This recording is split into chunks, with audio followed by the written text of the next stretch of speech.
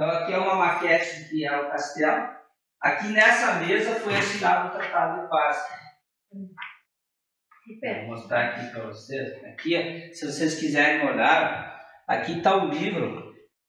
Está uma foto do dia da assinatura do Acordo de Paz. Pode ver que é o mesmo abajur, a mesma mesa, o mesmo guardanapo, só as cortinas não estão no lugar. Então, por que se deu essa revolução aqui? Porque naquela época o Borges de Medeiros era presidente do Rio Grande do Sul, não era nem governador, presidente de estado.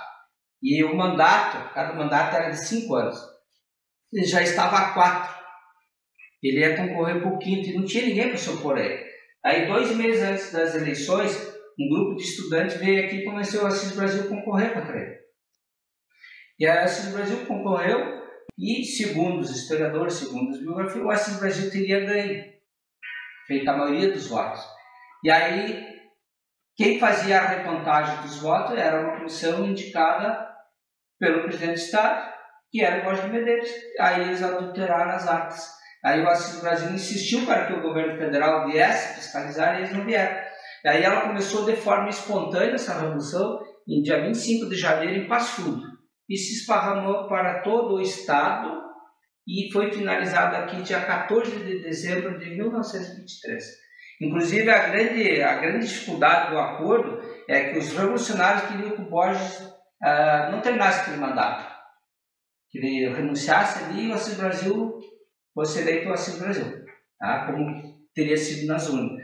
Mas os borgistas não queriam.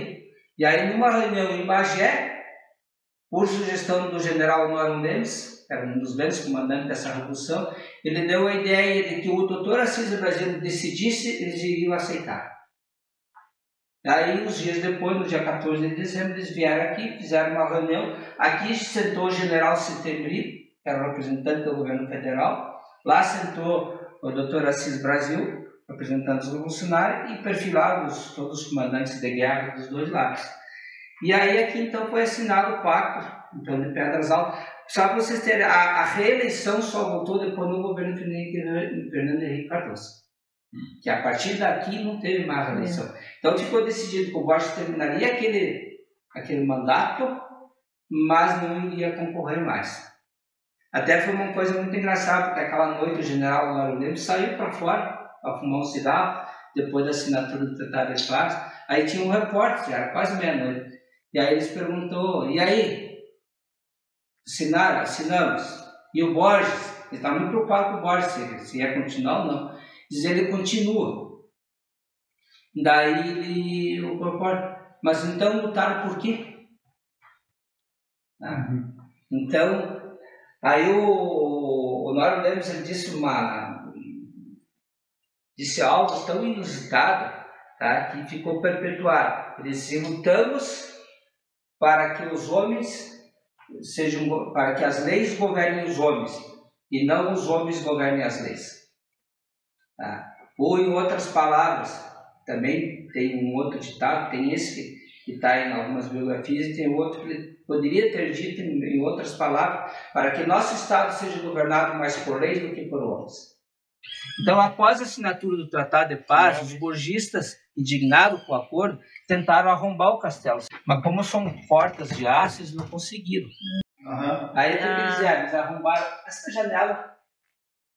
Eles arrombaram essa janela, quebraram esses 4 vidros aqui, para ver como quebrados, e abriram aqui e vandalizaram. Aí quando o doutor Assis Brasil retornou do exílio, que estava no Uruguai, ele não deixou trocar os 4 vidros.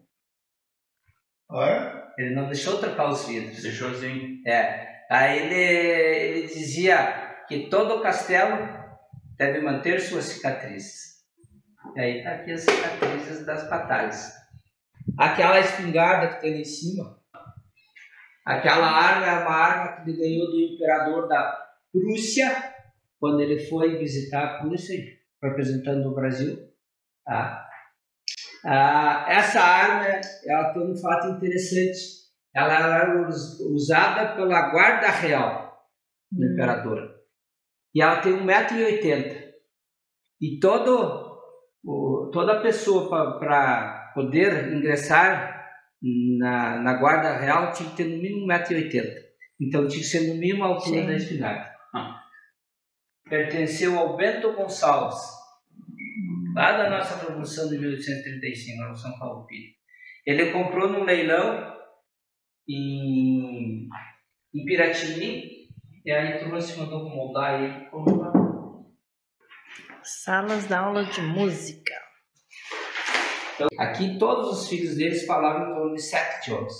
No Brasil, ele trazia instrutoras e eles tinham hábito. Por exemplo, a semana vão falar só um idioma. As francesas é só francês. A outra é inglês, é só inglês. A latim é só latim. Entendeu? Para que eles pudessem também praticar. Tudo que tem aqui dentro veio do exterior. Então esse piano, André Carlos, que veio de Nova York. Esse outro móvel aqui é chamado de contador. É um contador manuelino. Isso aqui pertenceu ao pai da Dona Lídia. Isso aqui é o original manuelino. Existe muito móvel estilo manuelino, mas esse é o original. Isso aqui é um brasão de prata que ele ganhou dos amigos deles. O que acontece? O Assis Brasil nasceu em 1958, quando era monarquia. Ele foi um dos grandes batalhadores pela República. Então, quando o general Deodoro da Fonseca proclamou a República, ele era muito amigo do Assis Brasil e os dois estavam trabalhando na mesma causa. Após a proclamação da República, o general Deodoro da Fonseca concorreu a presidente da República. Mas o Assis Brasil não apoiou ele, disse que apesar de ser amigo e dever muitos favores a ele, não via nele naquela época as virtudes para ser presidente. Mas mesmo assim, ele se elegeu. Até o Assis Brasil disse assim: espero que o futuro não dê razões às minhas preocupações. E o que aconteceu? Uns 2 anos depois, praticamente, o general Deodoro da Fonseca desconstituiu de forma ditatorial o Congresso. Depôs o Congresso. E quem que era presidente do Rio Grande do Sul na época? Júlio de Castilho. E aí, por pressão dos comerciários de Porto Alegre, o Júlio de Castilho renunciou ao cargo de presidente, porque ele tinha apoiado Deodoro da Fonseca. E aí criaram uma comissão para administrar o Rio Grande do Sul até resolver a questão. Foi poucos, acho que foram uns 15 dias, 30 dias, foi pouco tempo.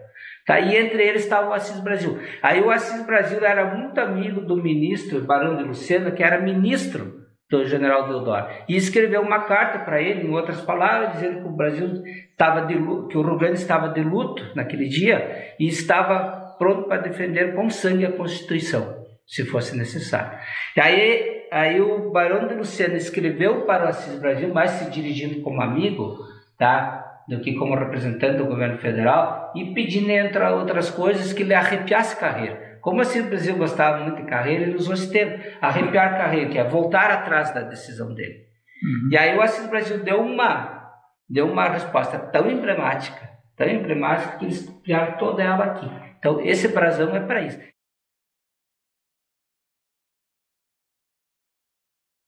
A importância do Assis Brasil, eu brinco que ele era muito mal de amigo, né? Aqui está o presidente Médici, o Mr. Assis Brasil, tal de Frank Roosevelt. Aqui tem uma foto dele com um rifle, um cara com uma maçã na cabeça. Preste só atenção no cara que está com a maçã na cabeça. Se ele tivesse errado o tiro, nós não teríamos avião.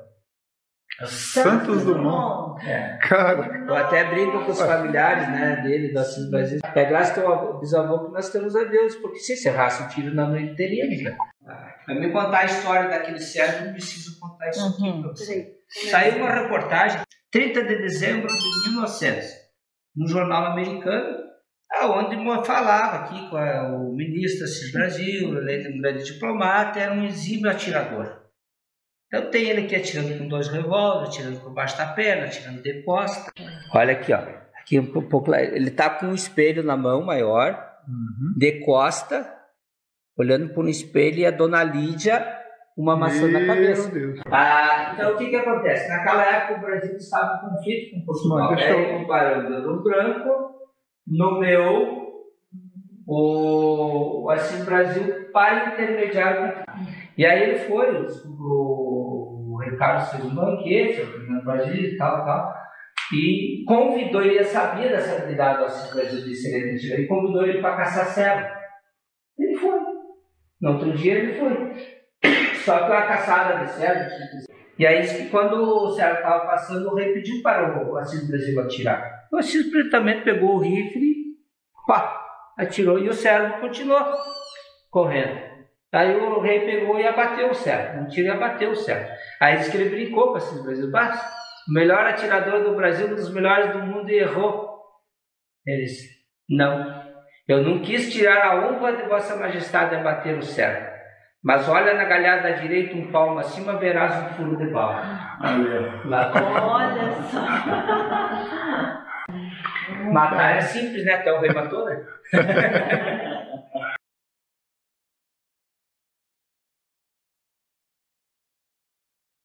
Aqui tudo tem uma história. Então esse relógio aqui, que era um modelo que ele gostava, ele achava bacana, mandou fazer na Europa, veio para cá.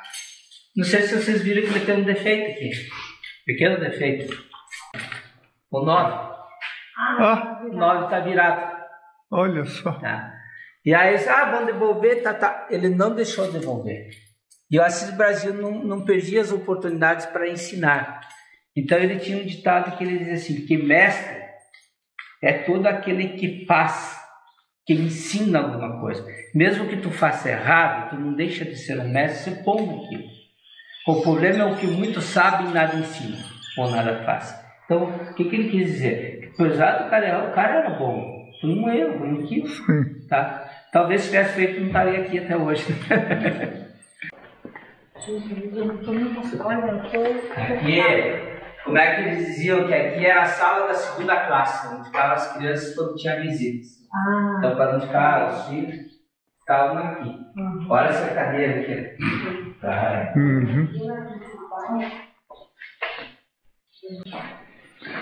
Aqui tem umas porcelanas francesas, todas as porcelanas trazendo com o monograma do Assis Brasil, AB, e folhadas a ouro. Então todas com chip, tá, pessoal? Isso aqui tudo está chipado. Se sumir uma daqui, o pessoal acha.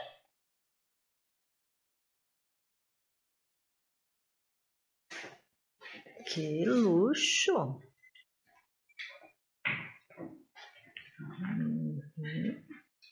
Aquele espelho um bisoteiro, tem só uns 110 anos, mais ou menos. Está na garantia ainda. Está na garantia. Aqui, então, aqui é o guarda-roupa dela. Aqui tem uma sombrinha também, ó, cabelo de prata. Só para vocês verem como é que era o casal. Mas é elegância, né, que se vestiu. É muito, né? Aqui os familiares da Dona Lídia. Aqui é ele, os dois irmãos e a irmã. Ali é ele, a Dona Lídia, mais de idade. Lá em cima é ele, costurando o cavalo. Ali embaixo é ele, lá é o pai dele. A vassourinha aqui com cabo de bronze, pegador de brasa. Aqui tem a banheiro deles. Uma balança de 100 e poucos anos. Uma balança sem pilha e sem bateria. Pois é, né? A balança alemã. Gostei, 80 quilos.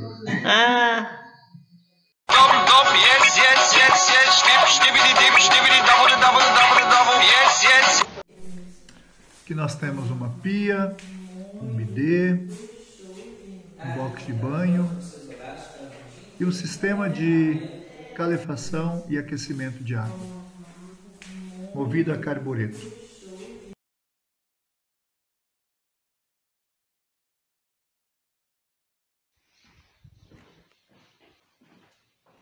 Nossa!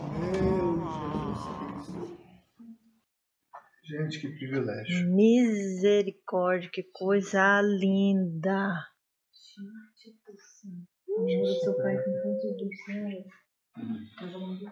Isso aí é a famosa biblioteca do Dr. Assis Brasil.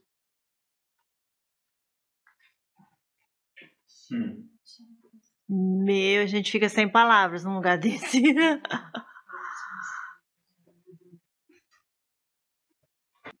Vou mostrar um livrinho, ó. Vocês já ouviram falar em cênica? Cênica, sim. Arte cênica. Não, o cênico, filósofo. Eu só quero mostrar a data que foi publicado esse livro. Deixa eu passar aqui.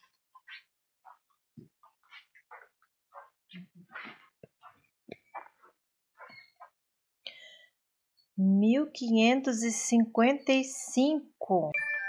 517. Quase no período da Reforma. É, né? Vocês sabem qual foi a primeira enciclopédia escrita no mundo? Enciclopédia de Diderot d'Alembert. Toda aquela prateleira de baixo. A primeira enciclopédia escrita no mundo em 1761, começou escrito por Diderot d'Alembert. E determinados anos depois, tá? Existe muito poucos exemplares, parece que só existem 13. O único completo é essa aqui. Não sei se alguém de vocês já leu Lusíadas ou não. Esses dias eu nunca li. Confesso para vocês, eu nunca li. Mas aí você pegando isso aqui, o Lusíadas, 1880. Tá? Mas o mais interessante de tudo não é ler Lusíadas, é corrigir Luís de Camões, né?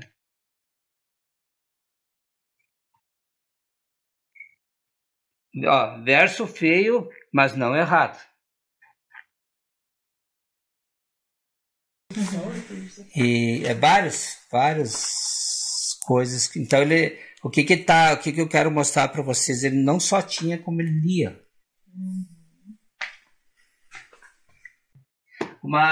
Esse aqui que é interessante, ó.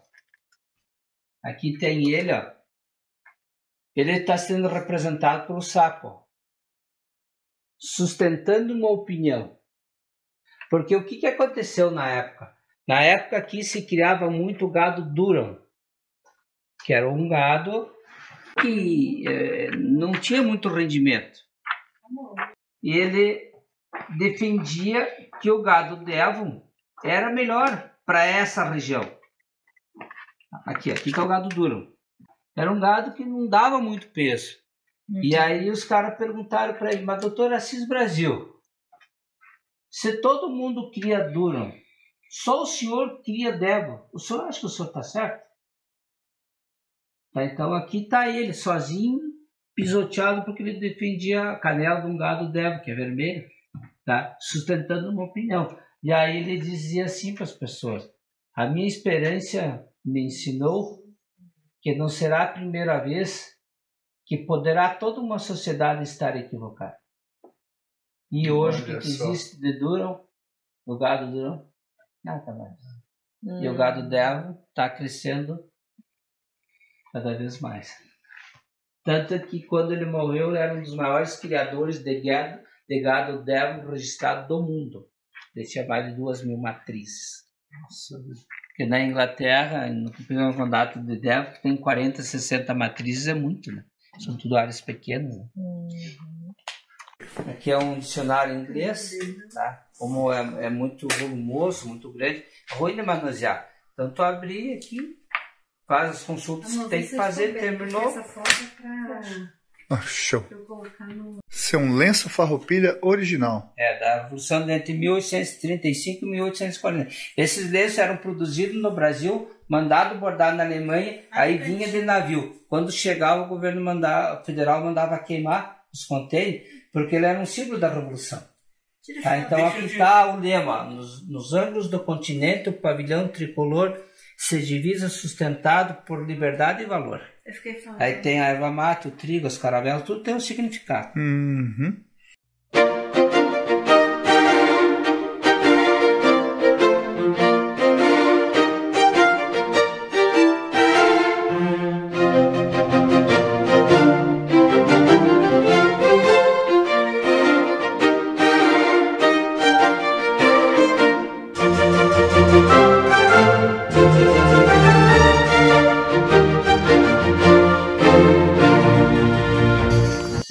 Ali onde está aqueles ferros, ele é o formato de uma cruz.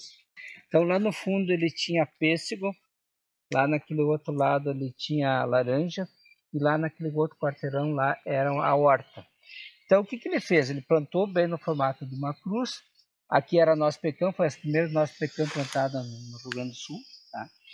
E aí cada ferro daqueles ali, ele plantou um pé de uva fina de mesa. Então, e aí ele puxava ela para cima para ficar bastante sombra, para que quando a dona Lígia fosse pegar outra fruta, não pegasse tanta sombra e pudesse saboreando uma uva. Olha. É uma boa dica para vocês pedirem em casa, né? Pois é, né? Não complica a nossa vida, não. Aquilo ali é os galinheiros. Olha só. Era estilo de uma oca africana. Para vocês verem como é que era o estado do Rio Grande do Sul na época, as galinhas vinham dos Estados Unidos porque não tinha no Brasil. Aqui a gente encerra então essa visitação a esse castelo maravilhoso e queremos deixar aí a nossa gratidão ao seu Luiz por toda a explicação que nos foi dada e desejar ao senhor, né, muitas bênçãos de Deus e que seja mantida então toda essa história que envolve Assis Brasil.